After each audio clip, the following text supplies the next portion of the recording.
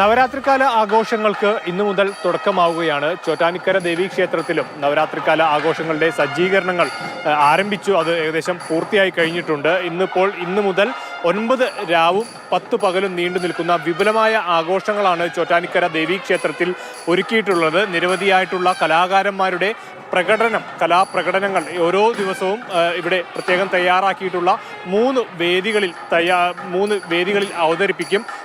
കേരളത്തിനകത്തും അതുപോലെ തന്നെ പുറത്തുനിന്നുമുള്ള നിരവധിയായിട്ടുള്ള കലാകാരന്മാരാണ് ഈ നവരാത്രി കാലത്ത് ക്ഷേത്രത്തിൽ എത്തി അവരുടെ കലാപ്രകടനം നടത്തുവാനായി ഇപ്പോൾ ബുക്ക് ചെയ്തിട്ടുള്ളത്. ധാരാളമായി ആളുകൾ വരുന്ന ഒരു ക്ഷേത്രം കൂടിയാണ്. നമുക്കറിയാം, ചോറ്റാനിക്കര ദേവിയുടെ ഒരു പ്രത്യേകത രാവിലെ സരസ്വതി ഭാവത്തിലും ഉച്ചയോടുകൂടി മഹാലക്ഷ്മി ഭാവത്തിലും തുടർന്ന് വൈകിട്ട് ദുർഗാദേവിയുടെ ഭാവത്തിലുമാണ് ഈ ചോറ്റാനിക്കര ദേവി ഇവിടെ ഭക്തർക്ക് ദർശനം നൽകുന്നത്. അതിനാൽ തന്നെ ഏറെ പ്രാധാന്യം ഈ നവരാത്രി കാലത്തുമുണ്ട്. ക്ഷേത്രത്തിൻ്റെ മറ്റ് ഉത്സവത്തിനേക്കാൾ ഉപരിയായി ഈ നവരാത്രി കാലമാണ് ഏറ്റവും കൂടുതൽ ആളുകൾ എത്തുന്നതും ഇല്ലെങ്കിൽ ഏറ്റവും കൂടുതൽ ആഘോഷിക്കപ്പെടുന്നതും ഈ ഒരു നവരാത്രി കാലത്താണ്.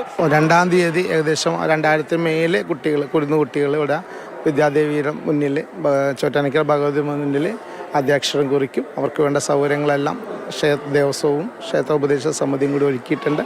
എല്ലാവർക്കും കൂടി ഈ വർഷത്തെ ഭംഗിയായിട്ട് തന്നെ ആഘോഷിക്കണം. കേരളത്തിൽ സരസ്വതി ദേവിക്ക് പ്രാധാന്യം നൽകിക്കൊണ്ടാണ് ഒരു നവരാത്രി കാലം നടത്തി വരാറുള്ളത്.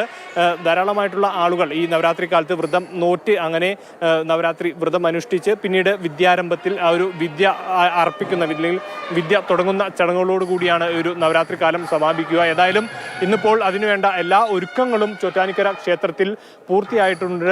ഇന്ന് വൈകുന്നേരം കേരള ജസ്റ്റിസ് നഗരേഷാണ് ഈ ഒരു നവരാത്രി ആഘോഷങ്ങളുടെ ഉദ്ഘാടനം ചെയ്യുക.